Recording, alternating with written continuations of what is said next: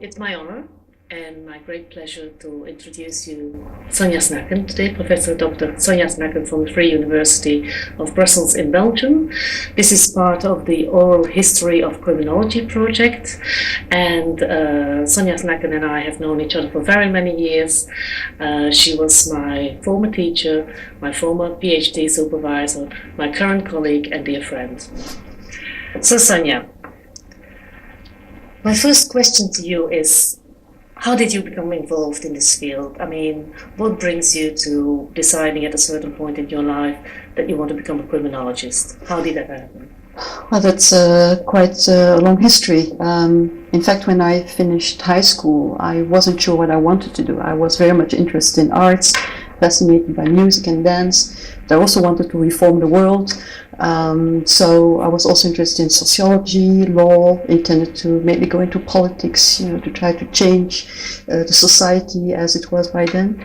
And finally decided for law school, mainly also because the first 2 years were very multidisciplinary. You had law courses, but also sociology, psychology, philosophy, political science, so that seemed to give a very good overview of how to understand society in our current world. During law school itself, of course, the law became more and more important. I was mainly interested in criminal law, human rights, international law. But then I happened to follow an optional course in criminology, and that was a real aha-erlebnis, as we say, a real feeling, well, this is what the real world is about. And I think it was also coupled to the fact that during the criminal law course we visited prisons. And one of the institutions we visited was a very large institution for mentally ill offenders, which was absolutely dreadful. It was nicknamed the Hell of Tournai being the small city where it was located, and the hell because it was so appalling. Living conditions were terrible, almost no treatment. Psychiatrists were as depressed as their patients because they couldn't do anything.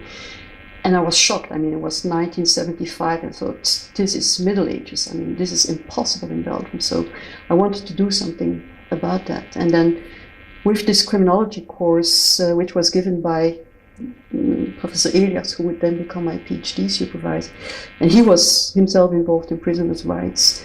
I had made his PhD on that topic, and I think that's how finally I decided to go into criminology, and I had a chat with him, and he offered me a place as a researcher, and that's how it all started. But maybe, well, the academic option was only one of the possible options, but it was not so strange maybe because my father happened to be a university professor, had nothing to do with criminology, but it was not strange for me to go into academics. It was, something I knew about. Being nervous when you have to write an article and the children having to be quiet and things like that. So it's something that was part of my world already. But I think I also wanted to couple it from the beginning to a more activist approach. This reform of the world that I had when I was 17, then became reforming prison, reforming the criminal justice system. So I always tried to couple scientific, theoretical and empirical work with translation into policy, practice, standard setting, also at the European level, which I find fascinating. Mm-hmm. And the choices you made throughout your career, were they deliberate choices, or things happened and you picked them up when the opportunities arrived? Well, things happened because my PhD supervisor was one of the 3 persons I went to talk to, and the 2 others did not have a job for me, and he did. So, of course, if another person had agreed, maybe I would have gone into human rights from the beginning. While now I went into criminology, and human rights came back only 20 years later when I found a way to combine my 2 interests within criminology itself. So it's a mixture. Of course, you must have opportunities given to you, but also have to take your chance. Mm-hmm. And there was absolutely no certainty of a career. I mean, that was a contract of 4 years, and my supervisor said from the beginning, you should have any idea of staying here And then after 4 years, so where's your PhD? You know, maybe you can stay. So yeah, it's very difficult to know in advance. Mm-hmm. So why would you these days, if the student came to see you with the same kind of question as you asked Professor Elias many years ago, what would you advise them to take into consideration when they're planning their future career? Why criminology? Why not criminology, maybe? Passion. You need a passion. Being passionate about what you want to do. And that's also what I always tell parents who came to me who said, well, my daughter, my son wants to do criminology. Shouldn't they better do law?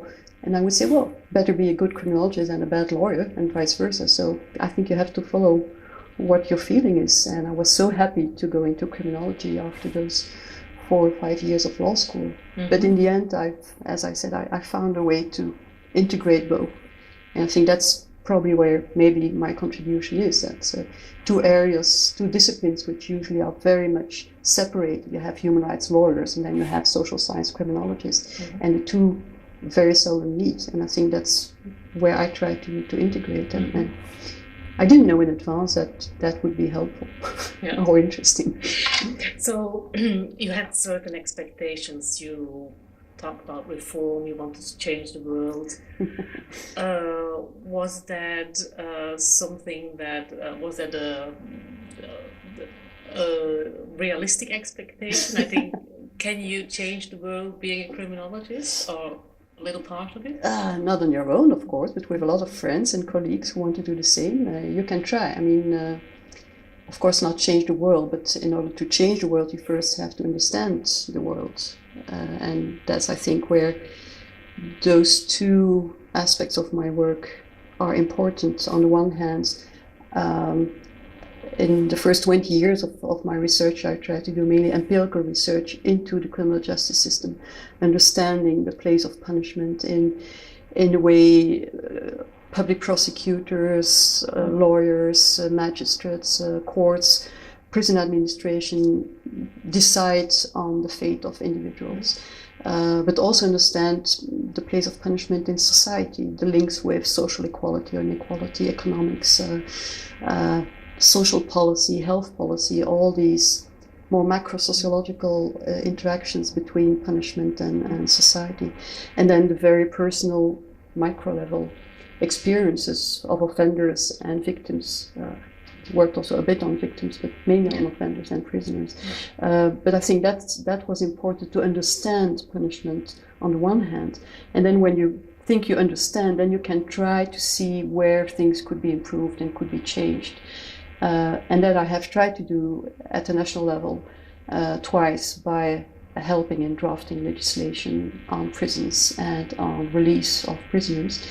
And at the European level, both in standard setting, the recommendations of the Committee of Ministers of the Council of Europe, European prison rules, and then the monitoring with the European Committee for the Prevention of Torture. So for me, all those aspects were important in understanding and trying to influence what was happening. But could you maybe go into that a bit more? Because, I mean, I'm familiar with your work, but you've mentioned a lot of things. So maybe try to illustrate with a couple of examples your journey through starting from empirical research and then through advisory roles and what you're currently doing, which is actually combining a lot of specialisms within criminology. Yeah. Well, for example, one of the researches we did together was a research on violence in prison in Belgium, where we tried to understand the lived experience of both prisoners and staff on the quality of their relationships and how they perceive violence in their daily practices. And one of the interesting things was that we found different definitions of violence by prisoners and by staff. And that's a kind of experience that I try to translate into drafting the Prison Act in Belgium, the first prison act since 120 years, because I think that was important. How can rules and legislation influence or not that kind of daily lived experience? And we emphasized a lot when we were drafting that legislation that it would be of the utmost importance to prepare staff for this legislation. And that didn't happen. And so this legislation is experienced by staff members as the enemy, as a completely horrific thing that was made by some academics who don't know the real world. But I don't think that's true. And in fact, the committee where we were drafting it was set up with people who also came from practice. But the fact that it was experienced that way, I think, shows that if you try to translate your empirical research into legislation, it's not sufficient. You really have to work with the people in practice. But that was not our responsibility anymore. In fact, when we tried to do something about what does it mean for the staff, the Minister of Justice said, well, that's not your competence. I'm the Minister of Justice. I will see how this legislation must be implemented. But I think that's how this translation... So there was the lived experience, understanding it, drafting that into legislation, but then actually the next step that should have followed going back to practice, explaining legislation, working with staff on what does it mean and how will it change or not change your daily practice, and why should it not be seen as an attack on the way you work, but it can be helpful for you as well. Mm-hmm. And that's where my work with CPT, European Committee for Prevention of Torture, also comes in, because that's also a way of inspecting prisons, police stations, institutions in a very empirical way, talking to people, understanding how they experience being confined in any kind of institution, and where the problems are, and how you can try to analyze them and then to improve them. Yeah. In your work with the CPT, I can imagine that you must have seen quite disturbing and horrific things. Why is it important, you think, as a criminologist or as a scientist, to look beyond the borders of your own country and your own practices, the practices you are familiar with? I think it's very important. I think it was both looking across the boundaries of your discipline, I think, and across the boundaries of your country. But the boundaries of your discipline, because I think you can learn a lot from how other disciplines look at the same phenomenon. Which other people were involved in these visits? Except for criminologists? Lawyers, human rights lawyers, also other lawyers, a lot of medical doctors, psychiatrists. Because if you look into prevention of torture or your treatment, you also have a very important medical input in understanding what is going on. So also that kind of interaction between people who look at the same phenomenon but from a different discipline, I think was very enriching. And that's what you need, I think, to understand the complexity of something like a prison or a psychiatric institution. And boundaries of the discipline, for example, it was very helpful for me that I was also involved in sociology of law, which was much larger and much broader than just criminal law or criminology. It was also about understanding legal systems, legal procedures, legal positions, roles, also outside criminal law, and that was also very helpful for me to understand what was happening within criminal law. Mm-hmm. So I think that was what I liked in criminology, but it's also the difficult part of criminology. Yeah. This multidisciplinary approach. Yeah, because you talked about the tension between the practitioners in Belgium and the drafting work you did. How were you welcomed or not in the countries you inspected, where people must have known that the fact that the CPT came along might be problematic? Depends by whom. Usually the prisoners or the detainees we talk to in general were very glad that someone was coming to listen to them. I must say that I mainly visited Eastern European, Central European countries and the Baltic states. Some of the Western countries as well, but mainly East and Baltic. You find systems there where some of the prisoners hadn't been visited for years. When they are under remand custody, for example, they're not allowed to have any visit, and that can last for 2 or 3 years. So you were talking to people who had no visits from their families, women who had small children who had not been allowed to see them.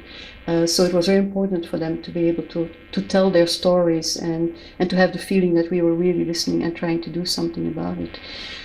Of course, what you can do is, with a committee like CPT, it's very difficult to assess because, again, you're not alone in the field trying to do something. So if a reform happens following a CPT visit, it can also be because there was already some local NGO involved in the same problem, or there have been lawyers who were going to court with the same kind of problems. So it's not always easy to know what the real effect of CPT itself has been. It's very often in interaction with others. But sometimes you could change something on the spot. I mean, that was rare, but it did happen that we could solve an individual problem immediately on the spot. I remember, for example, a mentally ill offender who was held in isolation in a punishment cell. And the prison guard said, this man shouldn't be here, he's sick. And we asked the director to bring a psychiatrist, and nothing has happened. He has been here for 2 weeks, and we don't know how to handle him. This should not be our task. So we immediately asked a psychiatrist to come, and the next day he was put in the prison hospital. So that's a kind of very individual solution that you can bring. But others, of course, are much more on the long term. Sometimes you need a change in legislation, you need to change in mentality. But how does it work? As a CPT, you visit prisons and other institutions, then you all go away back to your own country, and then what happens next? You write a report. The report is then sent to the national authorities, and then there is a follow-up. So the CPT works, as I say, on the basis of an ongoing dialogue with the authorities. So they often go back also to the same place to see whether recommendations that were made in the report have been followed up. The interesting part is that at the level of the Council of Europe, you see that you have the CPT who is doing the monitoring. You have the European Court of Human Rights who is judging violations of European Convention of Human Rights in individual cases, and over the last 10 years has used mainly also CPT reports as evidence of the facts. And then you have the recommendations of the Committee of Ministers at the political level. So you have the 3 levels of standard setting, political decisions and monitoring, and that's where I try to also have an influence, a CPT, a monitoring, standard setting to the Penological Council. And it also has influence on the case law of the European Court, because we manage to influence that as well. Maybe as a last illustration, could you say a bit more about your work for the Council of Europe and how that works, these recommendations, what they're worth? Yes, the recommendations are made by the Committee of Ministers.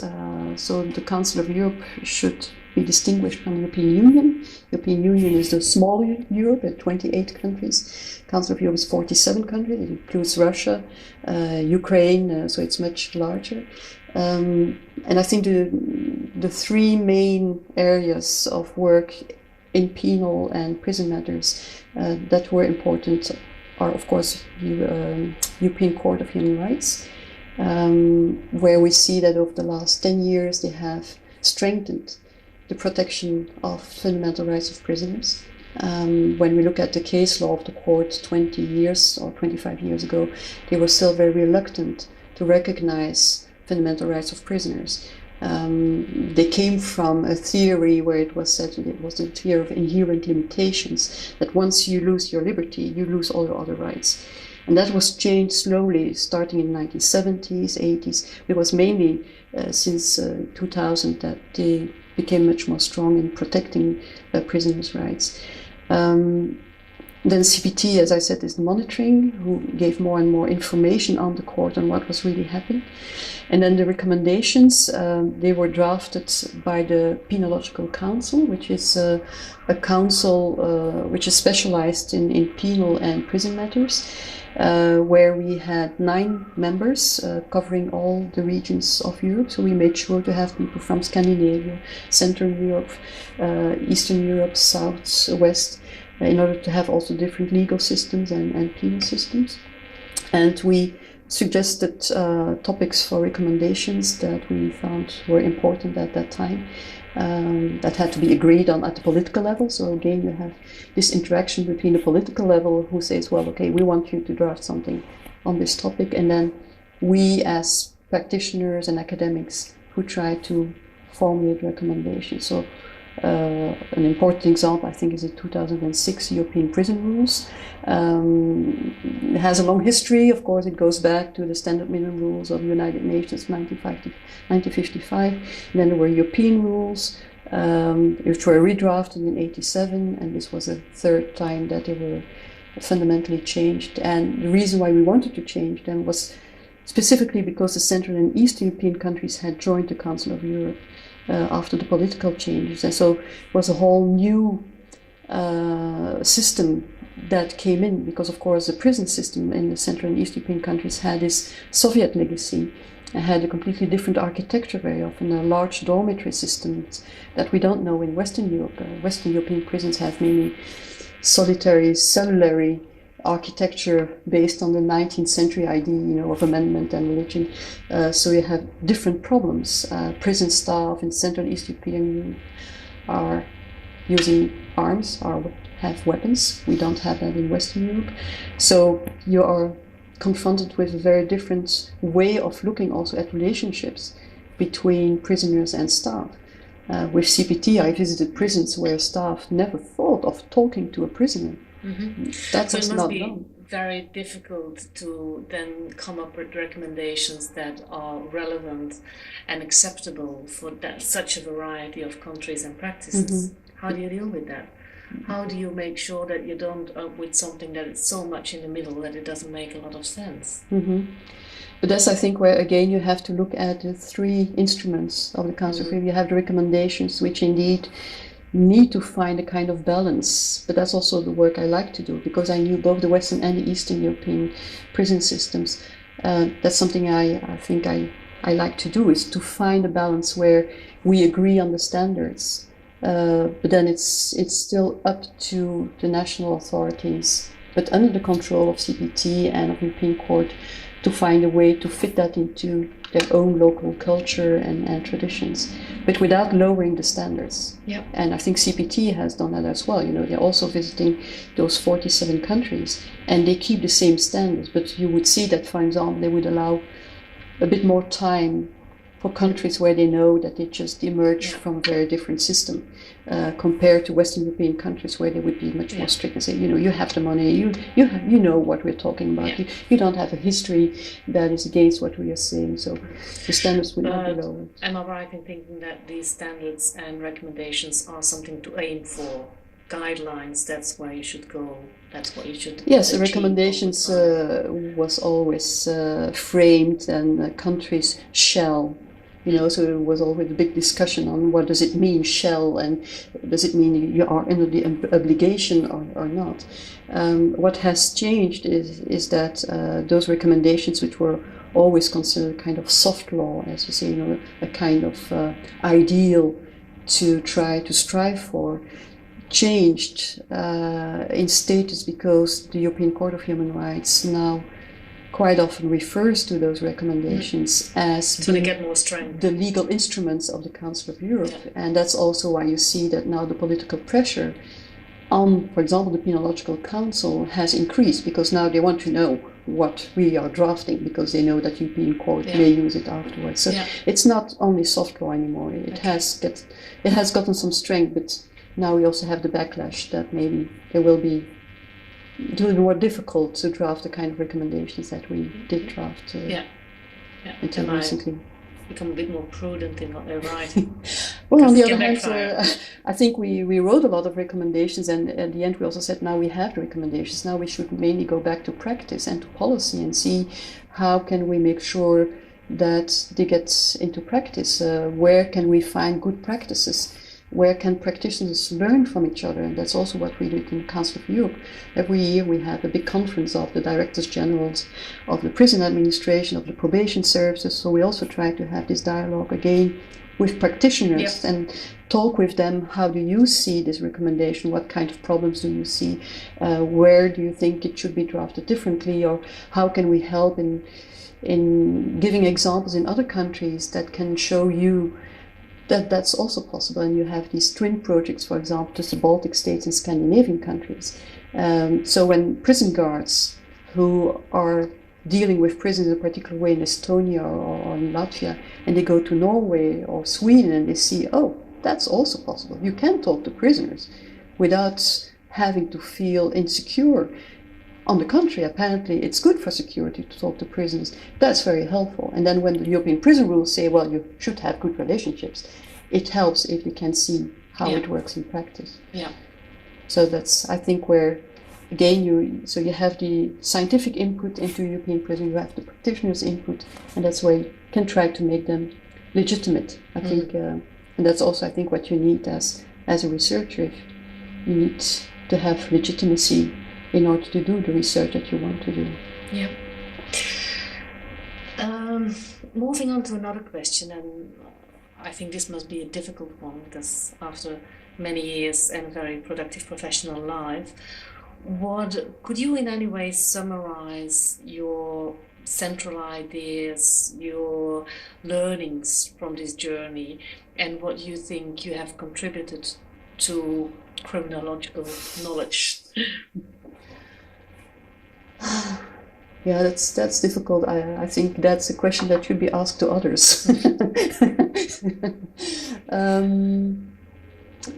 Well, as you know, in 2010 I received at the national level a scientific award for excellence in social science. And the way they framed it was that exactly I tried to integrate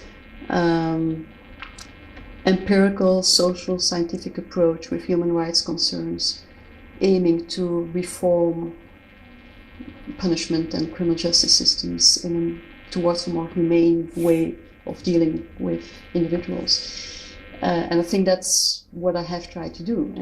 But again, I also have tried to sustain with scientific empirical arguments what the possibilities and limitations are. So I think from the empirical research, I try to come to standard setting, going back to the normative.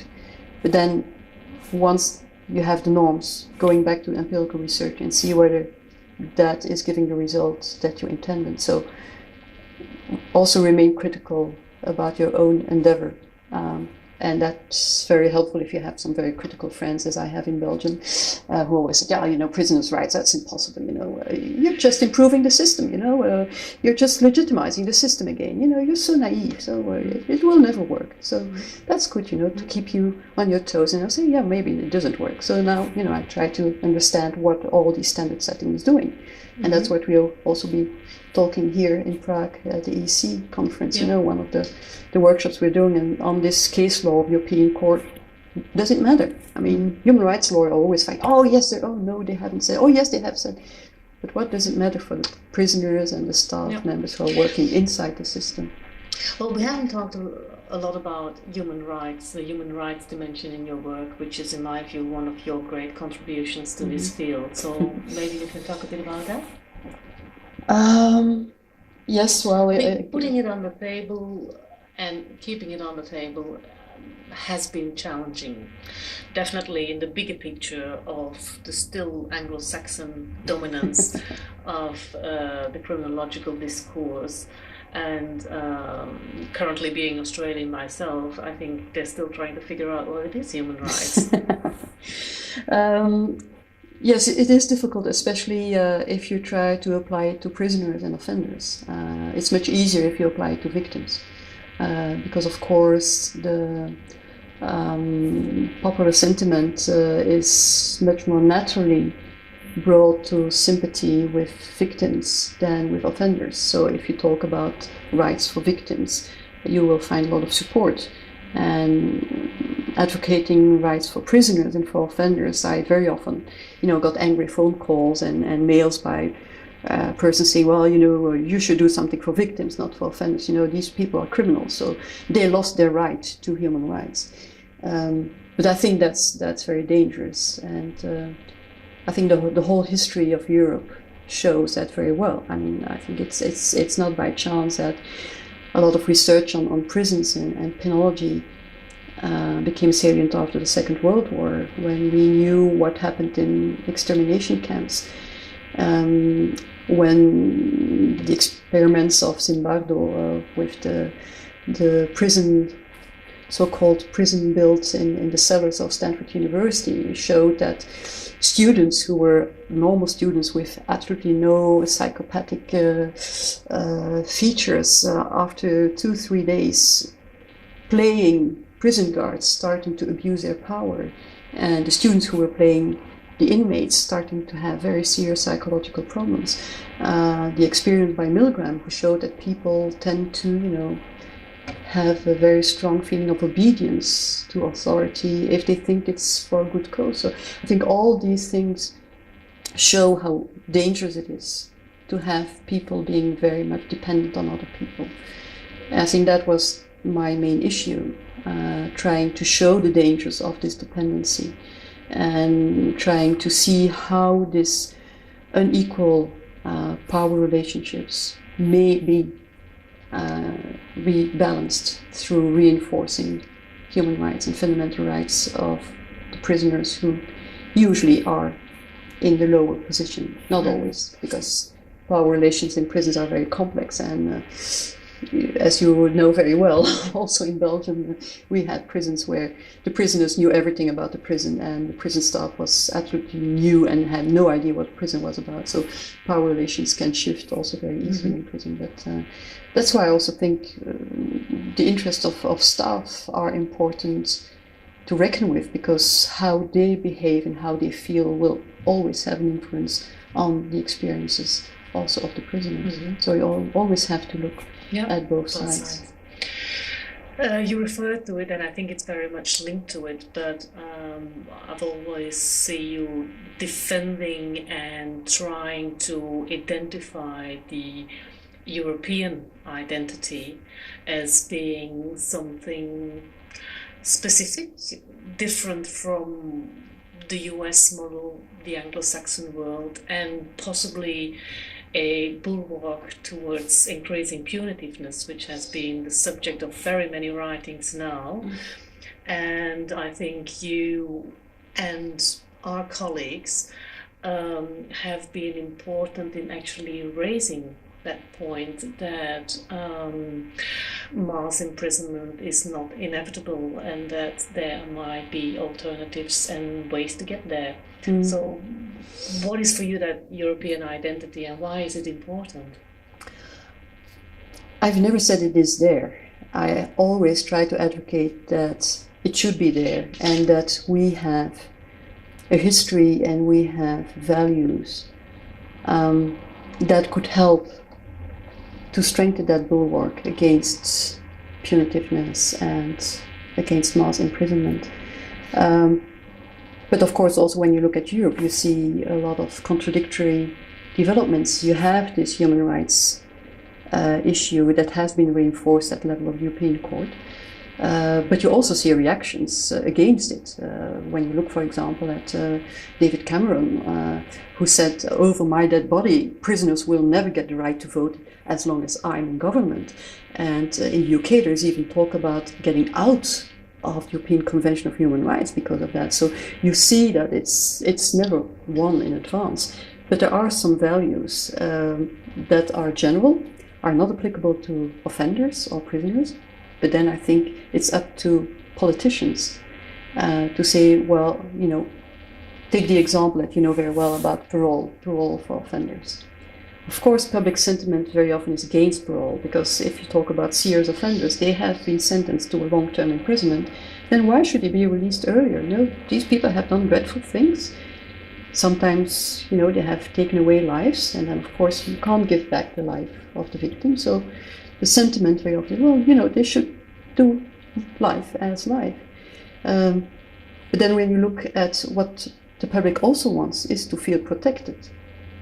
They want, if prisoners come out of the prison, that they do not recidivate. And then you have the scientific input saying, well, you're much more protecting the public if you do it on the conditional release, where people are released from prison but under individual guidance, at least if it's done in a proper way, taking into account what the real situation is. So politicians then have a choice. They can go along with the public sentiment and say, of course we will keep them in for life. Or they can use the other argument and say, well, you also want to be protected, so we have evidence that parole is protecting you better than keeping them for 25 years in prison and then releasing them without anything.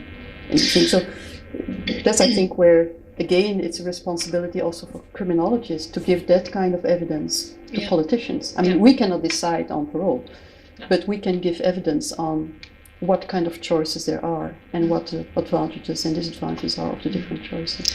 But do we want to leave it with the politicians? I mean, what other means do you have as criminologists to inform the public? I think what we have always tried to do is inform both practitioners and the public in a way that, again, talking about parole, for example, of course, we have our teaching. Some of our prison governors in Belgium are former students of us. Some of the members of the parole board are former students of us. So there are criminologists who were familiar with this kind of emphasis also on the difficulty of this kind of decision making and the different effects of different decisions and how complex it is, and also, you know, this kind of difficult choices sometimes you have to make between conflicting aims of punishment. So I think that's one way of trying to influence decision making by professionals.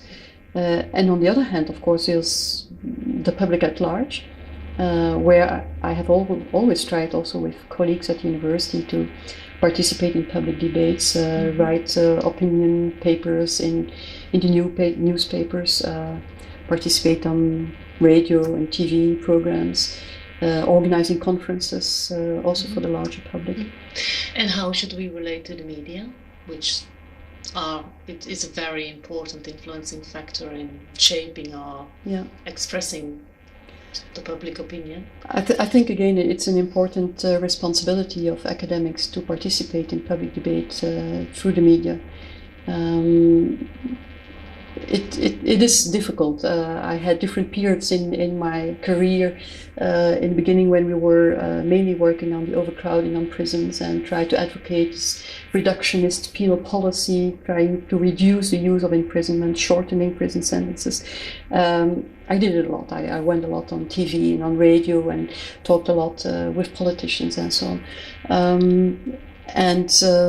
Well, this rhetoric was taken over by the politicians. So for years in Belgium, there was a political rhetoric of reductionist penal policy, but they didn't really put it into practice. And then came a moment where they say, oh, you see, it doesn't work because we still have overcrowding, and then they changed it. So it's also frustrating that you see that despite the fact that they seem convinced by your arguments, it doesn't really work in practice. But do you think that there is a declining belief, legitimacy of experts in the field, and that it's now much more steered by public opinion, media? When I look at Belgian media, I think there's still an openness towards academics, but they're one of the voices. Mm-hmm. 20 years ago, if there was a problem, they would call an academic and he or she would give the explanation and that was it. Now they would call an academic and a victim and a former prisoner, and so it would be only one of the voices. But I think we still see a lot of academics as experts in the Belgian media. Not only in our area, but also in other areas. Political analysis is asked to political scientists and so on. So I think academia still has quite some prestige and legitimacy with Belgian media. Mm-hmm.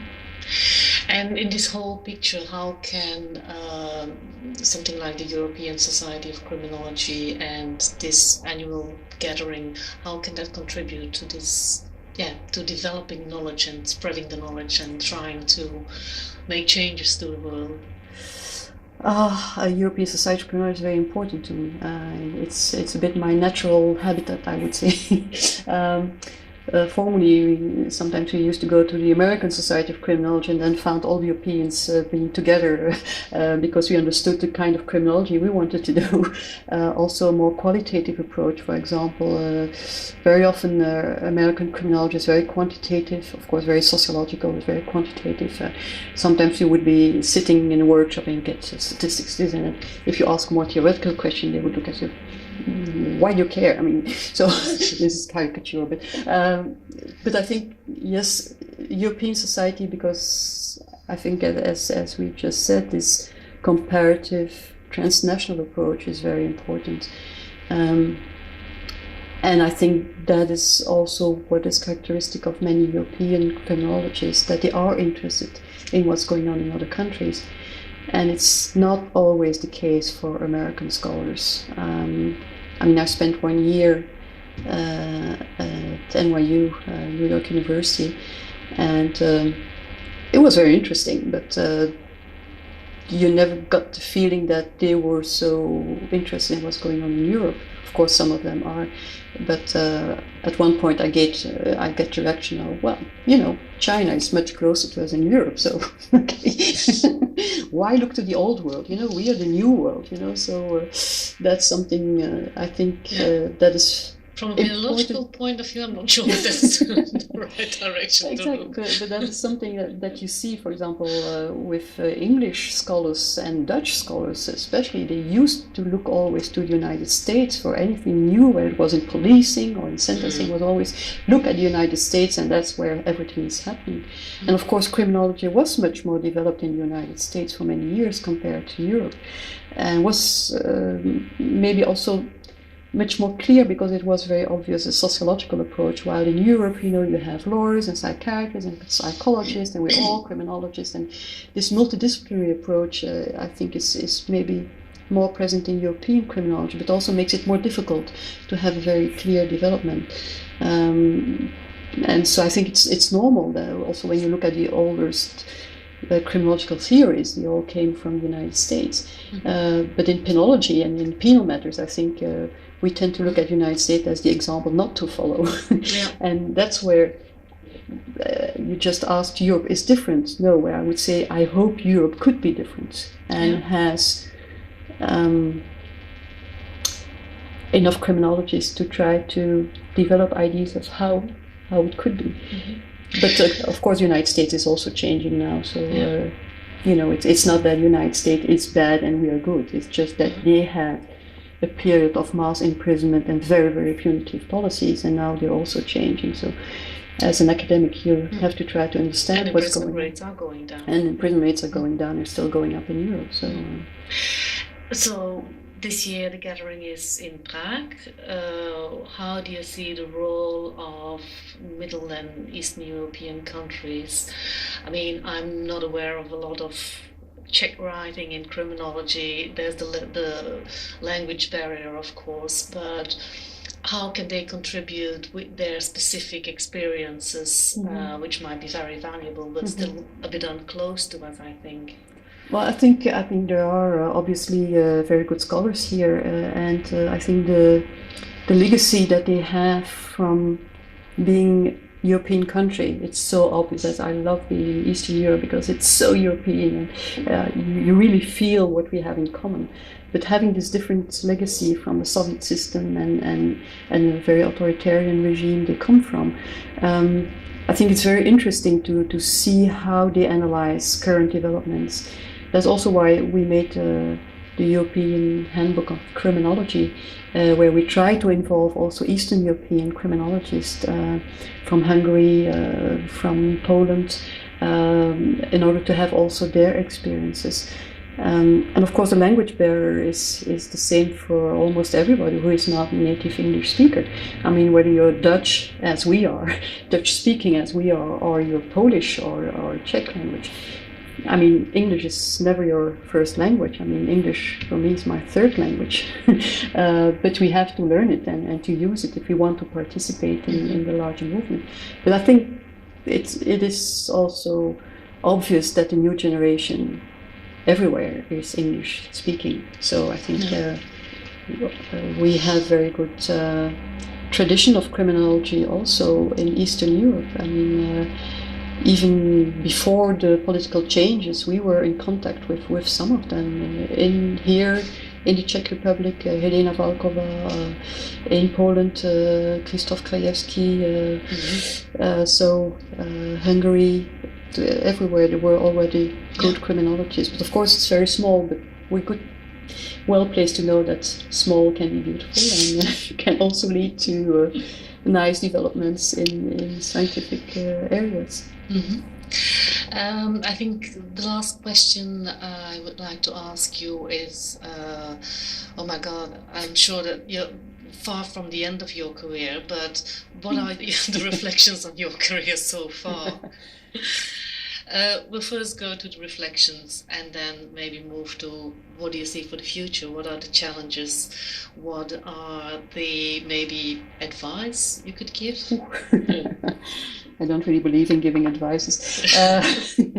Reflections on my career, I think the difficult part for me has been to struggle with this multidisciplinary aspect of criminology. I came from law school, and as I said, I was so happy to come into criminology, but then I wanted to forget that I ever was a lawyer because I really wanted to become a social scientist, and do empirical research. And I felt I was not a real good criminologist, because I had to learn statistics on my own, I had to learn methodology on my own. So, talking with real sociologists, I was always feeling, oh no, I'm not a sociologist, And for lawyers, I never was a real lawyer anyway. So I always felt I was somewhere in between and not very good at any of both. Until I found, I think, this way of integrating both, and where I found that my previous legal background could become a strength because I knew the system also from a legal perspective and from an empirical perspective, and I think it helped to do the work I did for the last couple of years. And on the other hand, well, we train pure criminologists in Belgium, as you know, and also I think that is a challenge. For me, it was a challenge coming from law school to go into social science. But if you have a criminologist who has a bit of law and a bit of everything, they have the same kind of problem. Where do they fit? And how do they compare to real sociologists or real lawyers who know everything about the system from their discipline? So the challenge, I think, is that we can translate things to those different disciplines. But it's not always easy to do that. So yes, I think maybe that was for me maybe the most difficult struggle I had to find my place within this criminology. Mm-hmm.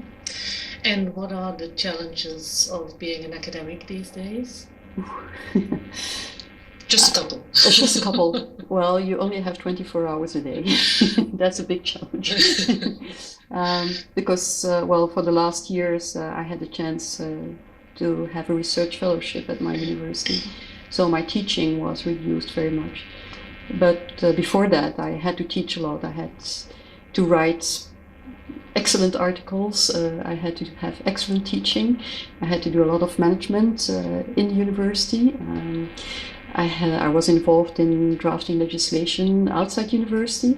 You try to have a family and keep some friends. Fortunately, I had some friends who were also colleagues. So people don't realize, but it's really hard life. And that's where the passion comes in. And that's where the passion has to come in, I think, because otherwise you can't keep up with it. Also because it's not an easy domain of criminology. I mean, being into penology, working with offenders, and so you don't get a lot of positive comments, sometimes even from your own family or from your own neighbors. What? You're doing what? With who? So you really need that kind of personal conviction. And there is, of course, also the emotional aspect of dealing with people that are in difficult circumstances. Yeah. And but again, that's why having good friends, good colleagues, an international network is doing the same kind of work is very important. It was very important for me as well.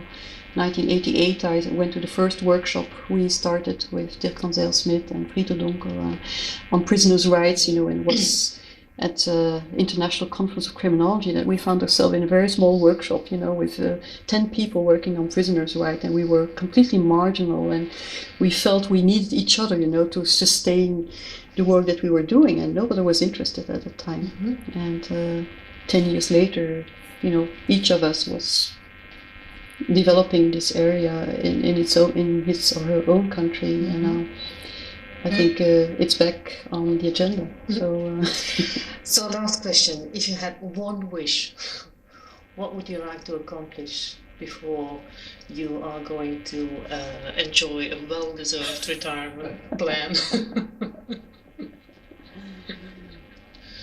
That we find a better way to deal with offenders in prisons. Ever. Yeah, and particularly prisons. Yeah. Yeah.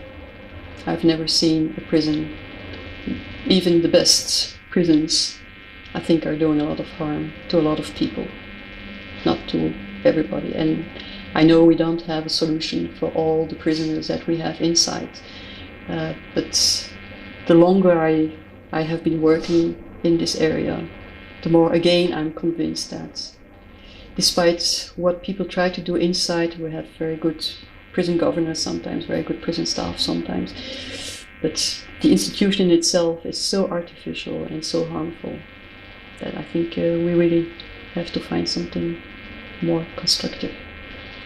Okay, thank you for the interview, and thank you to the project for giving us the opportunity to have this nice chat.